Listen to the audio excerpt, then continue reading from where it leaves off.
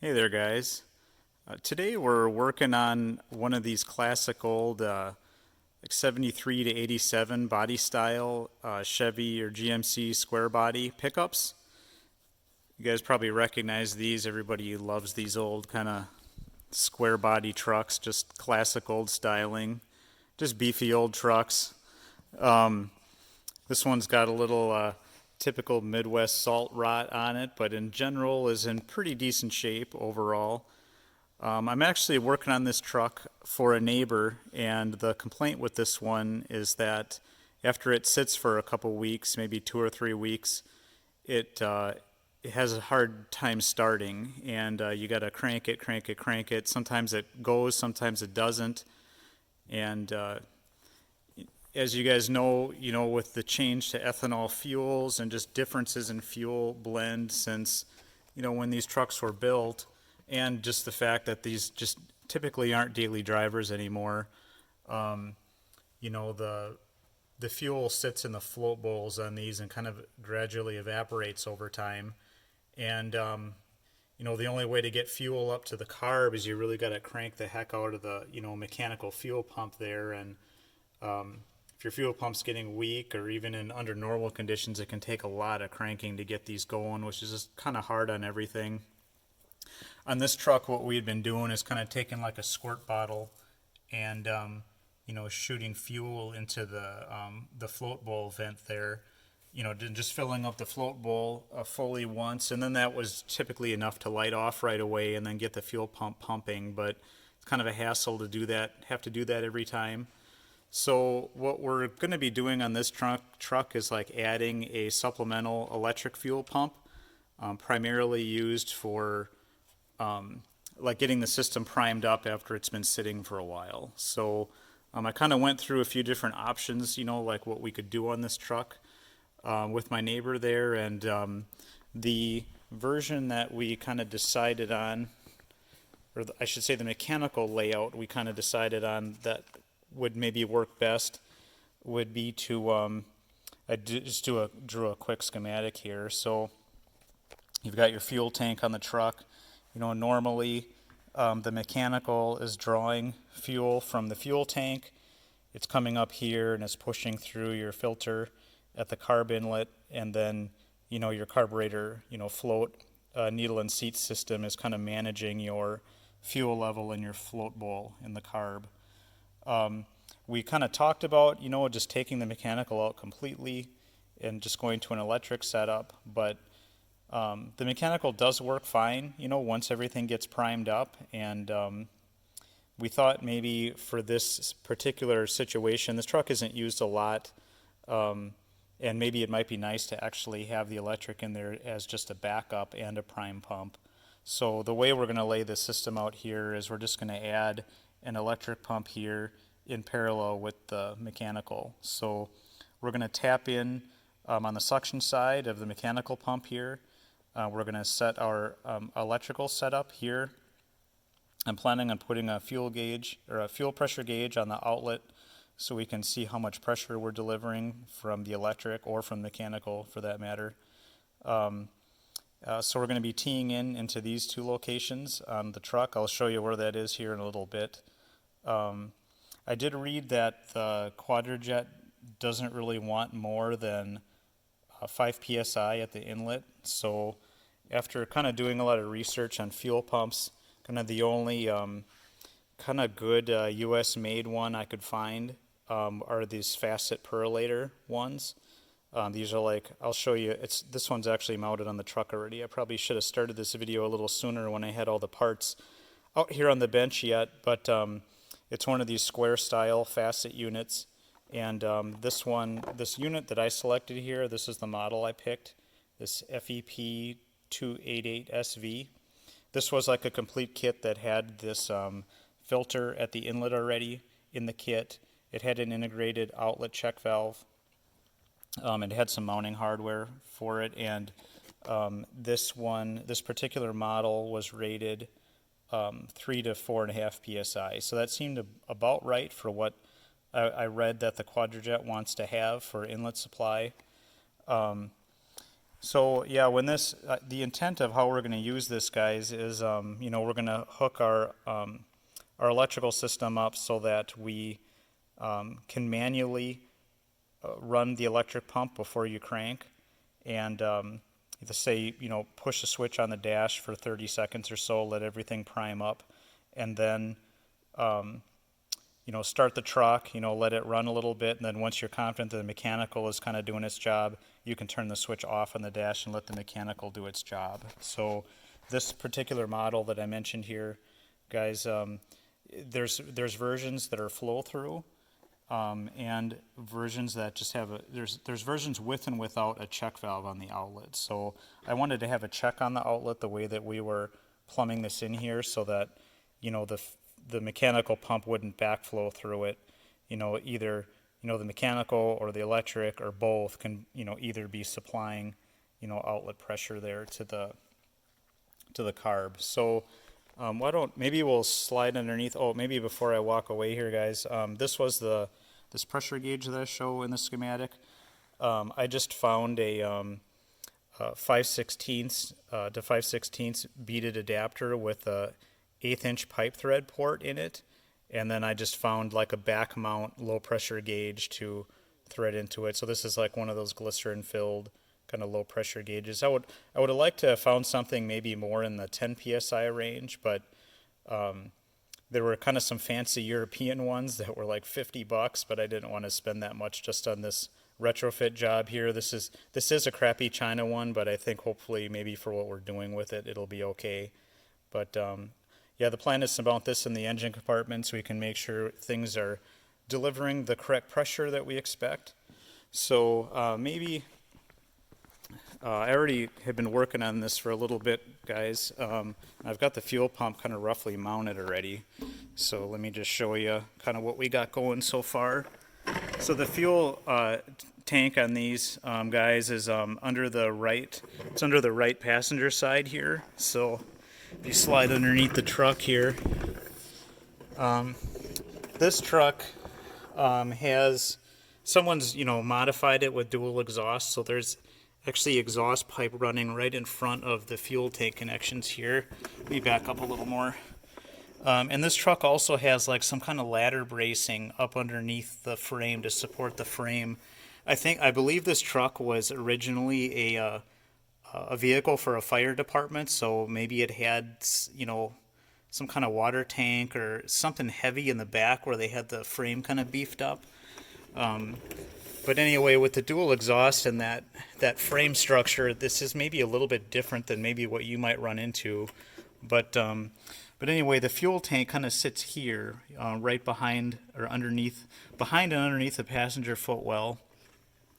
And up top here,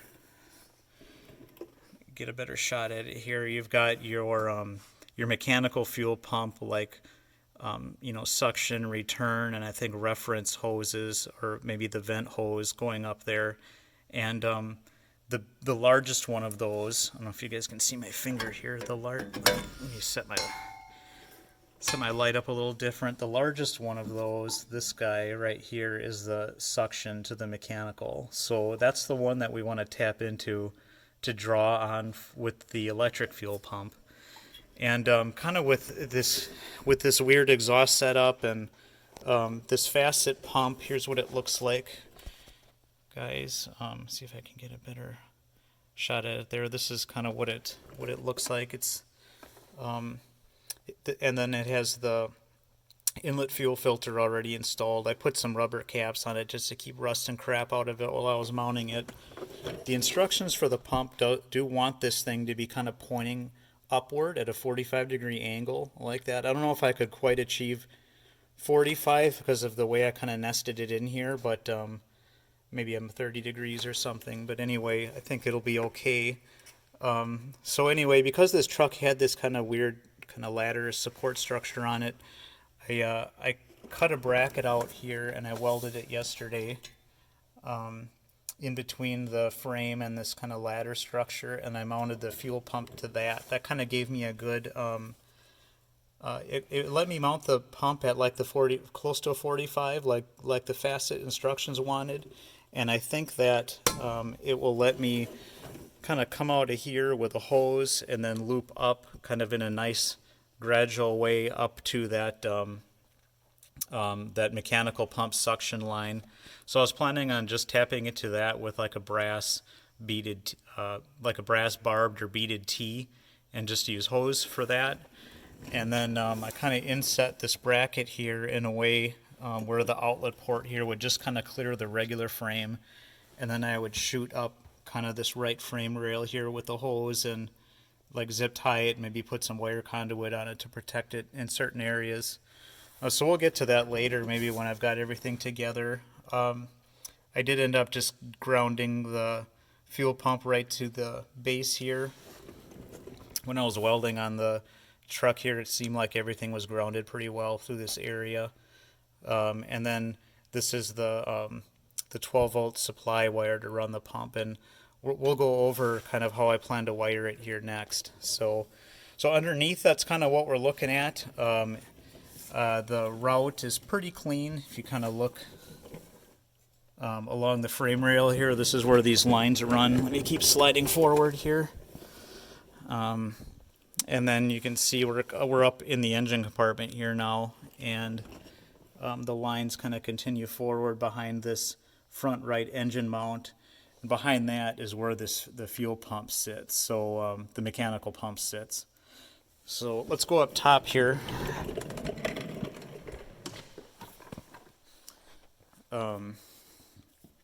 So yeah, from the engine bay here on the top side, guys, here's where the mechanical sits on the truck. And the suction line there, it's kind of hard to see up underneath the frame, but that's the one that we're going to try to tap into. And then we're going to put our pressure gauge kind of on somewhere in that line coming up, because the line coming out of the mechanical that we need to tap into for the outlet is really kind of well nested there behind the alternator, and it kind of snakes up here behind the alternator before it kind of gets up here to this fuel filter and inlet feed on the quadrajet here. So yeah, that's kind of the route, guys. So I plan on probably taking that tube and cutting a splice into it with maybe another 5/16 T to run the outlet of the electric into that. So yeah, that's, I guess, the planned route for the mechanical stuff. The electric side of things, you guys are probably curious kind of what the plan is here, and kind of what I got roughed out so far. Looks something like this. So let me kind of I'll show you guys the parts that I got here first. So I after doing a little bit of research, and I've actually used one of these kits once before. Painless does a really nice job kind of putting together these kits for kind of typical types of things that you would need to install aftermarket on a truck. And so this fuel pump relay kit I got is this 50102 kit. I'm going to be mounting this relay and these components up underneath the dash. They're not going to be outside in the engine compartment or anything. So I got the the non-sealed version, but they do make a version of this kit, guys, where the relay plugs in that's all gasketed and sealed. So there is another version of this for your information. The other thing, guys, is when you're you could just buy a relay and a relay base, and you could wire this all yourself. You could buy the wire and crimp the terminals on, but kind of by the time you buy all these parts individually and do it yourself, you're going to be in about that same. I think this was maybe 30 or 40 bucks. For me, it was just it's about a wash and a lot more convenient just to buy the kit pre-made. And these kits are pretty nice. They're made here. You're not supporting communism by buying this kit, so I really like these. This Painless company does a really nice job putting these kits together. So that's what we're going to use for the relays. The relay kit. The kit also came with a circuit breaker, for your main power feed, and it came with some terminals and things. Maybe we'll use them. Maybe we'll use our own. And then I mentioned that we kind of want to make this sort of to act as a prime pump. We don't want it running all the time. We want to use it, for maybe to run 30 seconds when you first want to start the truck after it's been sitting for a long time. Or if the mechanical does poop out when you're out on the road and you're stuck, you don't want to have to be holding a switch in. So what I got was I just got some switch off eBay that kind of seemed like it would do what I wanted. This one has like a red LED ring that lights up around the outside, and you can wire it different ways. These the red and black wires are the feeds for the LED, and then the green, blue, and yellow are like normally open or normally closed positions of the switch. So you can have the LED on all the time. You can wire it so that it just comes on when you push the switch. We're going to wire it up so that the LED only lights up when the switch is pressed and the fuel pump is running, hopefully to help indicate to people using the truck that, hey, your electric is on. And then the latching so that, if you do need to run it continuously in an emergency, you don't have to sit there and hold it. So this is kind of you guys can see that when you latch it, it sticks down, pops up. So there were no instructions or anything that come with these cheap switches. So you got to kind of look at where the connections go on the back of the switch and use a multimeter to figure out what it's doing. So I kind of went through that, and that is kind of what's shown here on the schematic. So what we're going to do is we did locate a feed from the fuse box that is only live when the key is on and also during cranking. So when you guys are trying to find a supply source on the truck, you don't want it running all the time, because if someone accidentally leaves this thing depressed all day long or all night, you don't want the fuel pump running continuously. You only want it on with the key, and you don't want it going off when you crank. So you got to find a source for that. On this truck, let me grab my light here, guys. On this truck, I found a pretty convenient one here. There's probably better ways to do this, guys, but this truck, because it was a fire truck, it kind of has some kind of chewed up, the harnessing is kind of molested on it already, and I didn't want to really mess up the wiring on this truck anymore. But I believe, like I said, guys, this is an 80 model. The one source that I could find that was really easy to use is this upper left. Let me see if I can point to it here, guys. This upper left connector right here, in the back of it, there's an open spade connection there that was exactly the ignition and crank was live. So I can poke into that with a spade terminal and not have to disturb anything. So that's what we're gonna do. You guys can see there's a brake controller on this truck and a bunch of other junk, and I tried to clean up some of it, but we don't want to have to cut into anything else. We're just going to tap into that with a spade so we don't have to mess up anything else on that truck. So that is where we're going to pick up our source from. So, and the way the switch is going to be wired, guys, that feed will only be live in that condition that we want when during ignition or with crank. And this switch it's a latching dual pole single throw with an LED. So if you guys are searching on Fleabay and you want to find something different than this, or wherever you find it, you kind of want to search for something that sounds like that if this is a similar setup as what you would want. So we will not be using the normally closed connection, but we will be using that normally open connection as our source for running both the LED and for coming down here and triggering the relay.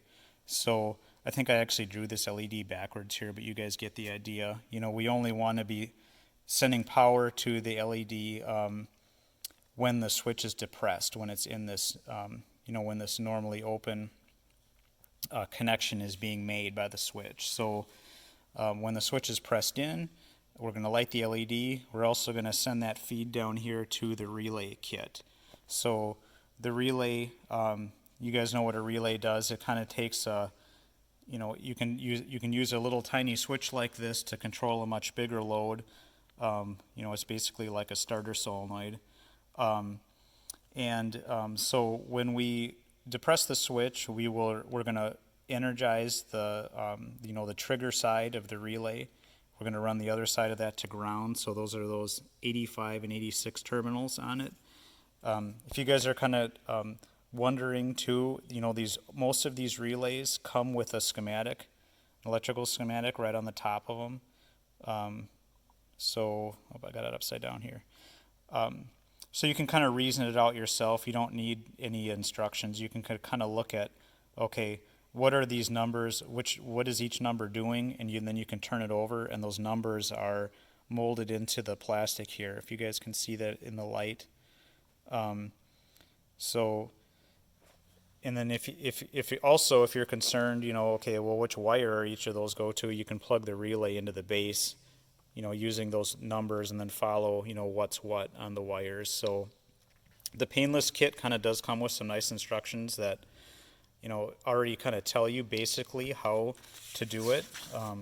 The painless instructions kind of gave this schematic already, but we're not going to pull direct off battery for our switch because, we've kind of got those other conditions that we have. We don't want it to run all the time, so we're going to have to wire it up a little bit different than what the painless schematic shows, but it got us pretty close.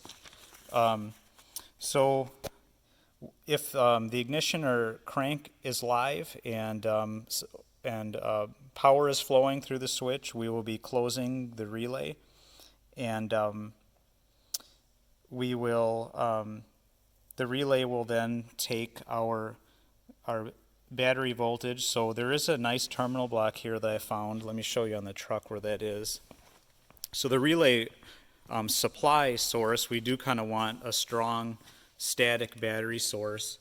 I don't know if all the trucks have this, but this truck has like this terminal block right inside here by the brake booster that was a live battery source with lots of big wires going to it. So I think I'm just going to pop onto that because I can just throw a ring terminal on that and not disturb anything else on the truck. I was planning on picking off that for my supply source, and then the kit I mentioned comes with this breaker already in it that we're going to put that 30 amp breaker right downstream of it. That's going to go into the relay, and then when the relay is triggered, the line will come out here. The large yellow one will run our fuel pump. So that's how I'm planning on wiring it, or my initial concept at least. We'll kind of see how this goes. I think that's probably about it for the initial intro here, guys. I'll probably follow up on this in a future segment once I have more of this hardware in place. So we'll be back in a minute.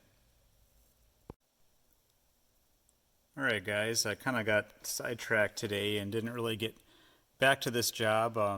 It's about midnight here on the same day, but I got most of the wiring kind of roughed in, so just kind of wanted to give an update on that. So I'd mentioned earlier I was going to tap onto this kind of this terminal block in the engine compartment here, so I tapped into that and I set the circuit breaker in there and ran that red wire. That red wire goes to the main power to the relay feed, and then that yellow one there that I've got the test light hooked up to is the outlet of the relay that would run down to the fuel pump. I kind of ended up poking these out of the firewall kind of in this area to the right of the brake booster. There was already a grommet there with some other stuff running through it, so I came out of there, and there's already this protective sleeve that's was there for these. This truck has a battery disconnect on it on the positive side, so those are running through there. So I reused that. So that's kind of what's going on here in the engine compartment. Underneath, I'll show you guys what I did here. Turn the light on. Kind of looked around for something that seemed like it might work good for mounting the relay. And there was already some stuff in here kind of mounted and to the throttle pedal bracket. You guys can see the throttle there. So I actually ended up mounting the relay there because that let me run the wiring bundle out of there, kind of down underneath the steering wheel through this bundle that was already there. So I kind of wanted to add this stuff and not look all cluttered up and messy, but you guys can kind of see how the relay ended up in there. So the big wires there, the yellow and the red from the engine compartment that you just saw, and then there's I grounded it right to the post there. There were some other grounds right there. I cleaned that up with a wire wheel and put a star washer on it to make sure that grounded well. But that black one is the one off the painless kit.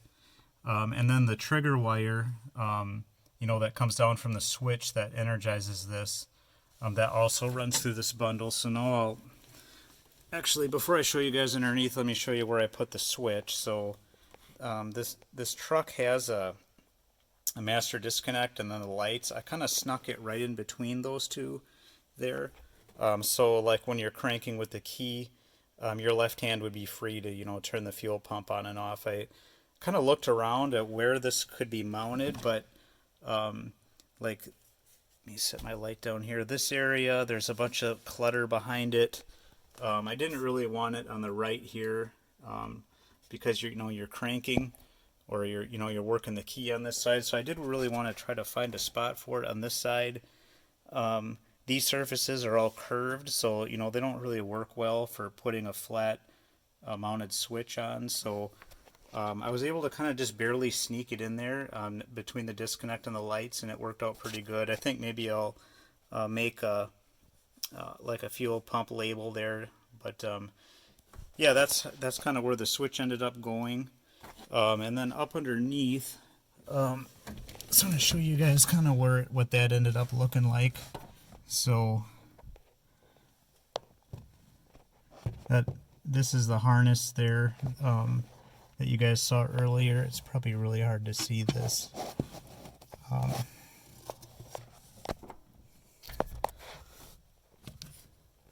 And you guys can see that's the light switch right in front of the camera, and then the fuel pump switch is right behind it, that blue connector. So coming out of that blue connector, like we talked about earlier, the blue wire was unused. The green and the red are the, those are connected to the outlet that goes to the, the relay trigger. And then the ground, actually guys, instead of, try to find a new ground, actually let me back up a little bit here again. The emergency brake right here, right above that, you can see there's like a ground terminal block here. So that's what I use for grounding the LED. That worked pretty good. And then like we talked about earlier, that ignition source, where that pink wire goes into the left side of that connector, that's where I ran the, the feed to the switch.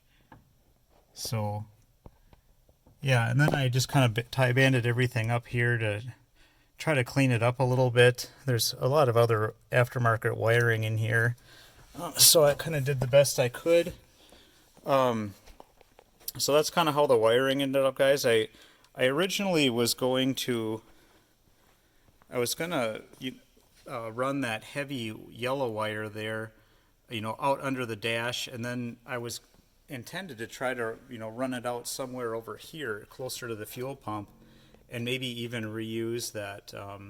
There's a harness that runs down to the starter on these, which is kind of on the right side of the engine there, through some heat shield conduit, but there wasn't really any good spots here to poke it out, so I ended up just kind of coming out the same place as that power feed, and then I think I'm going to follow these battery disconnect wires down here, and then they go right down by the fuel pump here anyway, real close to it. I think that's like the starter feed goes down there. So I might kind of follow those and then follow the frame back. But for now, before I actually made the final connection there to the fuel pump, I wanted to make sure my wiring was all correct and it was functioning first.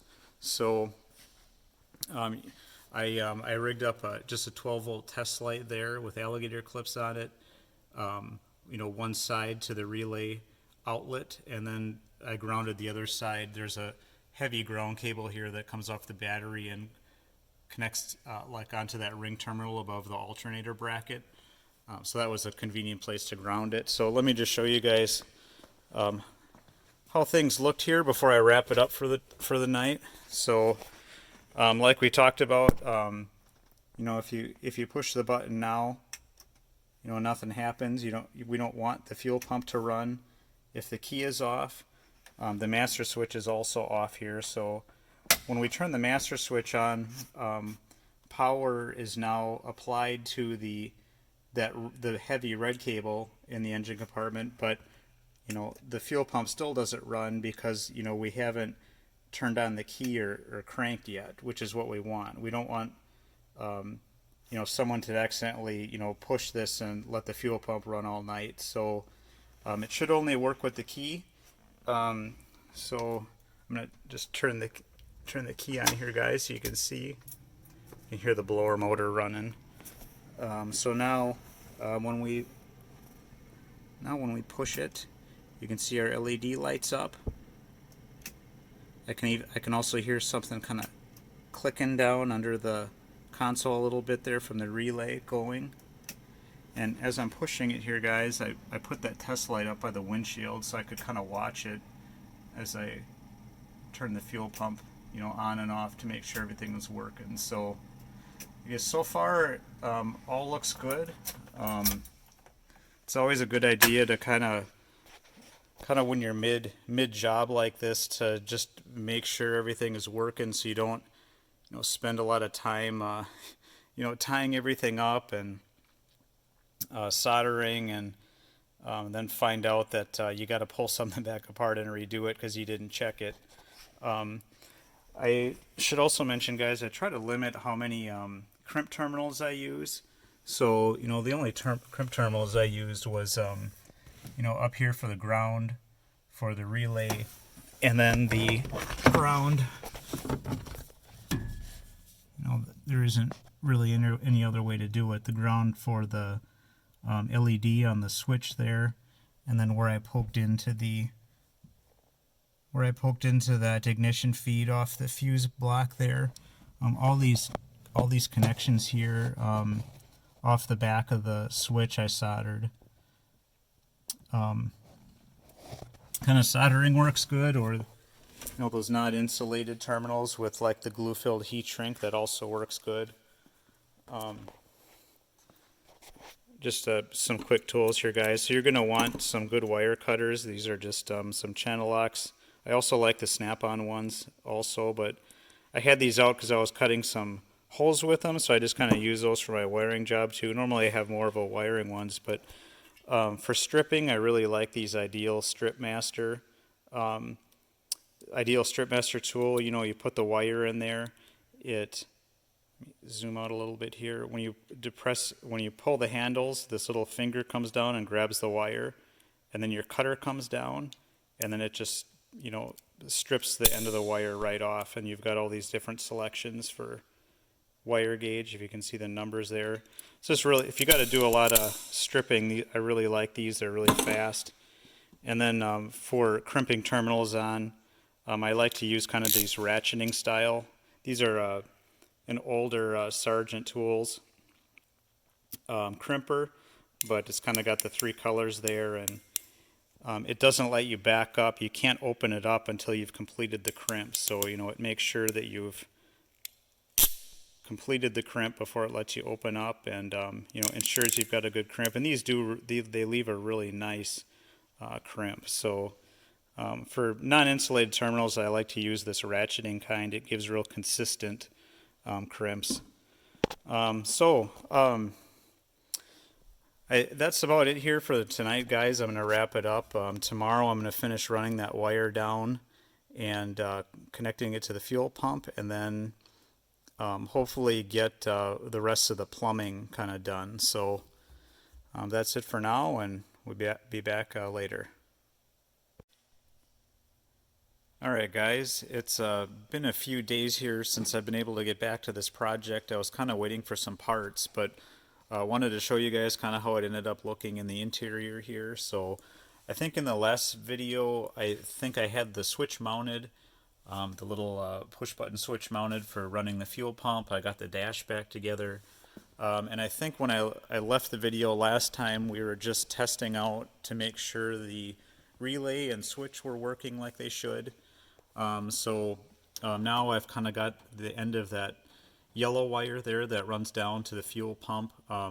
It actually wasn't long enough in the painless kit the way I ended up having to kind of run out through the firewall. So I had some 12 gauge orange wire just on hand, so I just kind of soldered that and spliced it so that outlet of the relay there follows these battery disconnect wires, and then I kind of jumped down through the frame. You guys can see the wire conduit there in the back to try to stay away from the exhaust manifold and all the hot stuff there. So we'll roll underneath the truck here quick and kind of show you guys how this ended up looking with the wiring and the plumbing done. So I think maybe in the last video, guys, we just had the fuel pump mounted but not plumbed. So that is what the plumbing ended up looking like. Let's find this wire and show you guys where it ended up coming through. So there is a nice like heat shielded conduit piece that runs behind the starter over the end of the exhaust manifold there. I was originally going to try to run my my fuel pump wire through that, but that baby's really chock full of wires already, and actually that one that you see coming out here down and following the frame rail, that's for the fuel sender, the level gauge on the dash. So that actually is a good one to follow, but I couldn't really run through there. It was just too packed. So what I did was, you guys remember, I kind of pop off the bottom of those the battery disconnect wires and then run through the frame rail, and then once I kind of dipped underneath, I followed all the existing little P-clips there that were holding the fuel sender wires. Let me see if I can get you guys a shot of this one. Yep, there's one down here, and then that's the segment there that runs over to the fuel pump then. So I put split conduit around the wire, kind of where it crossed a frame edge. I tried to keep everything away so it's not actually touching, but in case it ever would rub and start to touch, I wanted to protect it in some of those critical spots. So that's kind of how the wiring ended up. I ended up just grounding the fuel pump right to itself down there on the base. That was all unpainted metal there. So that's the wiring. The plumbing, I think in the first video, guys, I might have showed you the suction for the mechanical fuel pump was that, maybe you can see better from underneath, it's that the 3/8 diameter, the large diameter middle hose is the suction. And what I learned kind of after getting into this, guys, is these facet fuel pump kits come with 5/16 diameter fuel hose on them. And actually, this is everything on the truck there on the suction and outlet side. On the mechanical is 3/8. So actually, one of the things I was waiting for, guys, is this brass T here that I had to order because I couldn't really find one that was compact or worked well locally. And that T, you can see the inlet and outlet of it are 3/8, and then the leg coming down where the fuel pump is tapping off of is a 5/16 leg. So it's kind of a dissimilar leg T. I've got some on the bench I'll show you later, but I put a new piece of 3/8 fuel line in there and then kind of cut the T in, put new clamps on. So this 5/16 hose with the split conduit on it here runs up to the inlet of the fuel pump and the filter. Similar to the wiring, I kind of put the split conduit around the hose in areas where it was kind of getting close to things, or if I was worried about heat or anything like over here, just to give it a little bit more protection to the exhaust here. So yeah, that is the suction there for the fuel pump, and then the outlet follows this hose here. And I just kind of banded it to the existing fuel pump hard lines that are running up the fuel or the frame rail here. And then if you keep following it here, this is the right front motor mount where it goes behind the motor mount. I also tried to sneak some split conduit on it just to protect it. And then it runs up and it taps into the outlet of the fuel pump. So we'll go on the top side now and kind of show you how that ended up looking.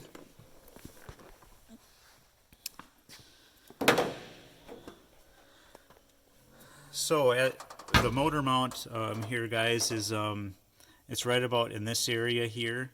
So you can see the fuel line pops up out of the frame there. There's that gauge that I think I showed you in the earlier in the video, and then coming out of that, we've got a 5/16 hose, and then we tap into a hose in the main fuel line here, running from the outlet of the mechanical pump, and then that runs up underneath into the carb. I've already got the air cleaner and stuff back on. I just have this one segment off here just so we could see this part, but yeah, what I did on the metal fuel line there, guys, was just I just cut it with a grinder. I cut it with a grinder in two of the spots, and that hose, or the original tube, kind of had a bunch of bends in it in that spot. I just kind of ran maybe about a 6 or 8 inch piece of a fuel line, kind of connecting those two, and then I cut in at kind of a nice elevation that worked well for setting my gauge, and then I just tie banded the gauge to this P-clip on the frame for the starter cable down there. So that's kind of how the plumbing ended up working. Overall, I think it worked pretty good. I tried to kind of orient things to keep it away from the block, just so those rubber hoses wouldn't get too hot. Try to keep some air gaps there, and conduit too to maybe help keep the heat off a little bit. So that was kind of how the installation ended up, guys. I had a few notes here that I also wanted to talk about. You guys might notice that when I mounted the fuel pump underneath the frame there, I put it pretty low, and Facet wanted that pump to be within 12 inches of the bottom of the tank. So because I didn't really ever want to have priming issues with it, I mounted it pretty low, and that was also kind of a good spot. The tees that I was mentioning earlier, guys, so this is what those ended up looking like. So these are 3/8 on either side there on the flow through, and then 5/16 on the segment there that we're using to run the electrical fuel pump. The electric fuel pump supply and return in, so that's what I ended up using there. Those actually work pretty good. I just got these off Amazon because I couldn't find them locally, but they fit pretty well. And I know sometimes you guys buy, when you buy beaded adapters, it's just really, really hard to push the hose on. These actually fit pretty well. You didn't feel like you were going to strain your thumb trying to push it on with those. They actually work good. The pressure gauge that I showed you guys earlier, I also got that one just online. It's not a super expensive one, but does the job. I wanted a glycerin filled one, so it seems to be working okay. There's better ones if we were doing like the good ones, guys. Come from like these race supply companies for people who really want high quality equipment. This is more of a budget job. We didn't want to spend too much on it, but I did want to be able to monitor my pressure, and hopefully this will work okay.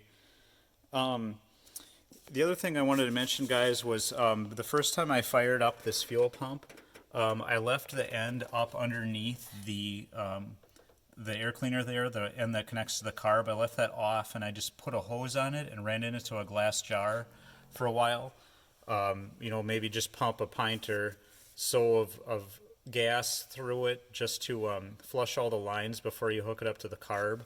The Quadrajet does have a like an inline fuel filter that screws into the inlet there to protect it, but I didn't want to put a bunch of junk in if I didn't have to. So probably a good idea to flush it before you connect everything for good and start it. I did want to mention too, guys, that those fittings, let me get my light again here, on the mechanical pump and up by the carb, to get that metal line off there, you guys can see that fitting down there. I don't know if this has ever been off on this truck before, especially the one down at the fuel pump there, and it was really, really hard. And I think that if you were to use a regular open-end wrench on it, you would probably round off the corners, because it was it's a pretty soft nut and it was pretty high torque. If you guys get into this job, I would recommend making sure you've got a set of flare nut wrenches to make sure you can get these apart and not strip the nuts off. The size of them on this truck here, this was an 80, was a 5/8 size. So I would highly recommend making sure you have a flare nut wrench on hand. The other thing, guys, is once I fired it up for the first time, or I juiced up the fuel pump, I had the air cleaner off at that point, and I just made sure that the pressure level wasn't overpowering the float needle and seat on the Quadrajet. So I pushed open the throttle butterflies and looked in there and just made sure there was no fuel running in. If you guys pick a different fuel pump brand or a different style than the one I showed, if the pressure's too high, there's a risk of that. You don't want to flood the engine out because you're overcoming the float needle and seat. So, and also that's a good time to kind of let it run dry for the first time without starting it, and just checking for leaks at all of your clamp locations. So I kind of did that yesterday just a little bit, and everything's been dry so far. So that was that kind of turned out good, and I think that's everything I had on my list here, guys. What's interesting when you kind of juice this thing up for the first time is I'll start the truck here in a little bit, but the electric fuel pump here was running right around 3 psi, and actually we can do that now. Why don't we just turn it on so you guys can hear it? So if you guys remember from the previous segments, you first have to have the key on the ignition state, otherwise the fuel pump's not going to run anyway. And then this truck has the disconnect, but then can you guys hear the fuel pump running? Hopefully it's coming through in audio.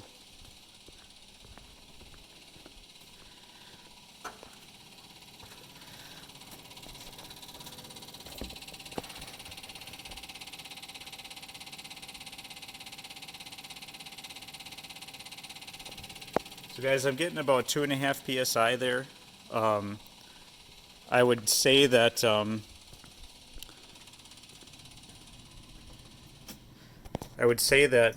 think the advertisement, or the model that I got, was advertised as a 3 to 4.5 psi, and I'm thinking that because I'm about maybe a 1 to 2 feet below the level of where this gauge is here, what you're seeing there is head pressure loss. So I would guess I'm probably around maybe the 3.5 psi range if I actually measured at the pump, which is good. And then when I start the truck, you see a lot more bounce on the needle, but it kind of averaged around maybe, I would say, 4 psi or so. So it seems like the mechanical is set just a little bit higher. So I think that 5 psi max that I had read about earlier is about correct on the Quadrajet there. So yeah, that's it for this segment here, guys. Give me a second here and I'll be back. I just wanted to give you the cost roll up, and then you want to hear this thing run, so we're going to run it here next. 1 second. All right, guys, we're going to wrap the video up here with a start. Just wanted to give you a cost roll up here quick though. So I had spent about $85 on this pump. Fittings about $34. The pressure gauge was $34. The relay kit, this guy right here was about 45. I spent about 15 in 5/16 fuel hose. And I would say maybe another $20 or so in just crimp connectors and wiring and miscellaneous things. So I would say in general, guys, for kind of a job like this, if you're kind of curious to do something similar, to expect to, spend around 200 bucks or so. If you got fancier gauges or fancier equipment, of course the price will go up from there, or if you wanted to dash mount your pressure gauge or something, would go up from there. But I would say $200 is probably pretty reasonable to fix the issue. The date to this video is, it's actually July 4th, Independence Day here, 2024. So, I don't know, it seems kind of like a fitting day here, guys. It doesn't get any more American than a square body Chevy with bull horns on the grill, and a small block 350 V8, and you guys will like this too, an NRA sticker on the rear window. So this is about as American as it gets, guys. Apple pie and apple pie, fireworks, and baseball right here. Square body Chevy, baby. Yeah, $200, guys, for the cost roll-up. I did want to mention, I don't know how you guys buy fuel line, but I don't use enough to buy huge spools, but I like to keep these little 25-footers on hand for all the common sizes. The fuel line I used was this Thermoid brand. You can get these 25-foot spools in all different sizes. Usually they're around like 30 bucks or so on Fleabase, so I usually try to keep like one of those on hand. So I didn't use anything fancy, just hose clamps and just that Thermoid line for the fuel. It seems like it holds up okay with ethanol and stuff. So you guys want to hear this thing run, right? That's right. Oh, I forgot the other last thing about this thing, American. Glass packs, baby. All right. So we're going to key on here. We'll run our fuel pump here just a little bit. I was going to say, guys, if this was a daily driver with a quiet engine, that pump would probably be a little too clicky for your liking. I think you could probably rubber mount it and it would quiet it way down. We're not going to worry about it on this truck. And actually, with the clicking like it does, in this case where you just run it for prime, it's probably good because it's a nice audible confirmation that the thing's actually working. So, all right, let's see if she starts here. Clutch in.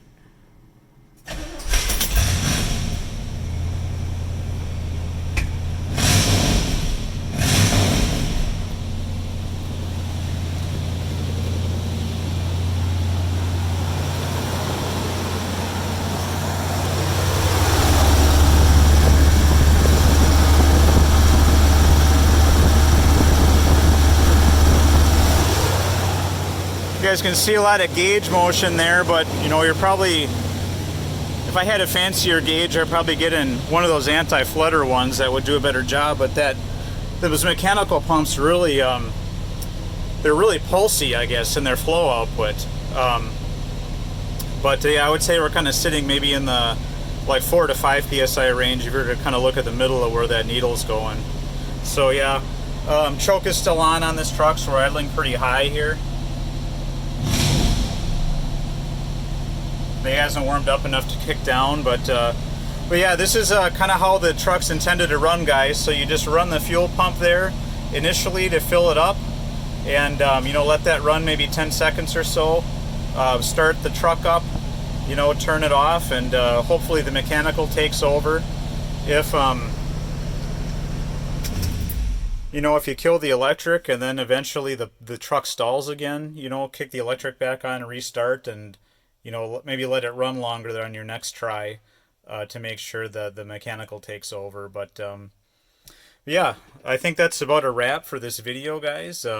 Hopefully, I hope someone with a square body Chevy or any kind of old car truck like this who's thinking about putting an electric fuel pump on, I hope this helps you. And happy 4th of July, everybody. Have a good day. We'll be back with another project some other time. Signing off.